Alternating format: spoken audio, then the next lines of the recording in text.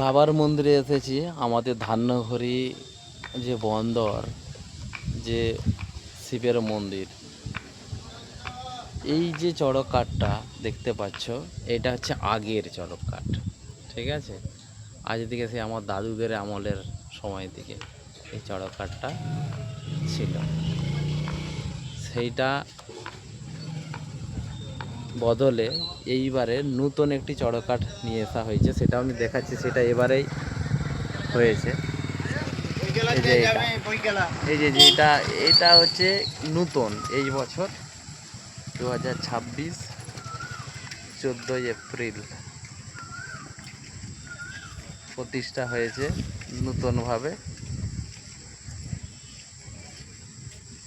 এটা হচ্ছে প্রতিষ্ঠিত হয়ে 14ই এপ্রিল গতকাল চড়ক হয়েছিল ভাঙা মেলা। এটা নতুনভাবে 2026 14ই এপ্রিল নতুনভাবে প্রতিষ্ঠিত করা হয়েছে এটা। আর এটা হচ্ছে আমার দাদুদের সময়, দাদুর বাবার সেই সময়ের এই যে চড়ক কাঠটি,